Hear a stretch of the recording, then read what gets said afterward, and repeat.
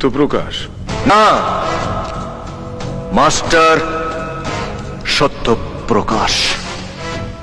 মনে আছে অফিসার, বহু বছর আগে একটা ছোট্ট ছেলে মেরে মাথাটা ফাটিয়ে দিয়েছিল? আমি সেই মাস্টার সত্যপ্রকাশের ছেলে।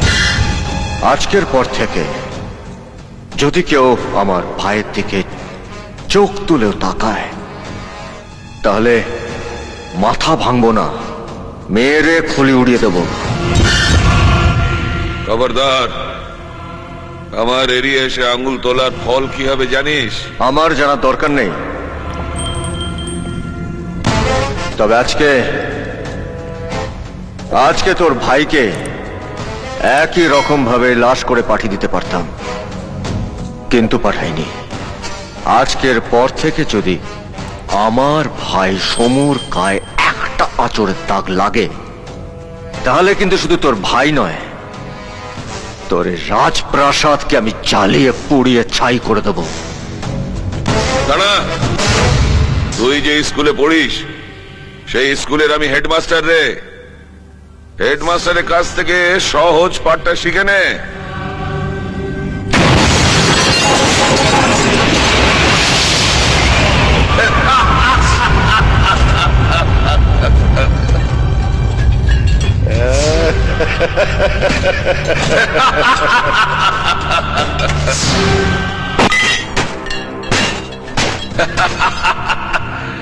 তোর এই গাড়ির সঙ্গে তোকে আমি উড়িয়ে দিতে পারতাম, কিন্তু কেন করলাম না জানিস?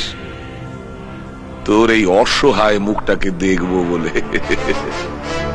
সত্যি রাঘব চৌধুরী, তোমার জবাব নেই, তবে যাকে ছাত্র ভেবে করুণা করতে চাইছো, সে ছাত্র কতটা সহজ পাঠ শিখেছে তার নমুনাটা একবার দেখে নাও।